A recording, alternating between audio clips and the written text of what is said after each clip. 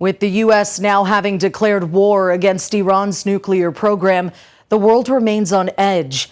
Politicians, Americans, Iranians, and world leaders now speaking out, some defending Trump's decision, while others are calling for peace, fearing tensions could escalate further. This is not a strike that should have been ordered. Democratic Senator Adam Schiff says the U.S. military strikes on Iran's nuclear program were ordered in the absence of critical information. But it's not an operation that should have ever been authorized by the president in the absence of intelligence showing that Iran had made the decision to break out and build a bomb.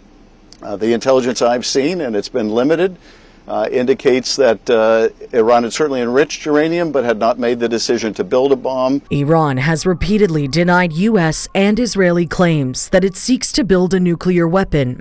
One of its key facilities, the heavy water reactor at Iraq, is capable of producing plutonium, a material used in atomic bombs. However, under a 2015 international agreement, the site was being redesigned to prevent it from producing those exact weapons. A former advisor to the president says, regardless, Iran's program remained a serious threat. Israel really faces an existential threat from a nuclear Iran, but Iran is not just Israel's problem. Iran is the world's problem. It's clearly the right thing to do. A litany of other responses from U.S. politicians and world leaders, some condemning the escalation of the war, others congratulating it.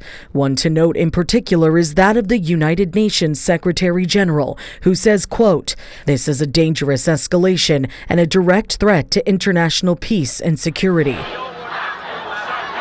In Tehran, hundreds, including the country's president, taking to the streets following the news of the strikes, chanting slogans against the U.S. and Israel. What America did is truly unforgivable. Iran is stronger than they perceive. Meanwhile, stateside, Americans are presenting a mixed bag of reactions. It has to get done no matter what. Like, by all means, I want peace no matter what. I don't want no deaths.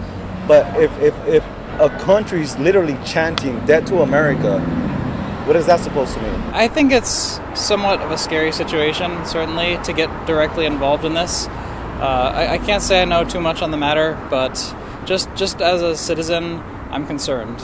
Now, some political analysts, including those from the Middle East Council on Global Affairs, say Iran's response to the strikes will be pivotal. They're outlining two likely scenarios. Either Iran turns to the United Nations Security Council seeking international condemnation and framing the attack as an act of war, or it retaliates militarily, potentially targeting U.S. bases and assets in the region through direct strikes or proxy forces. For City News, I'm Karling Donoghue.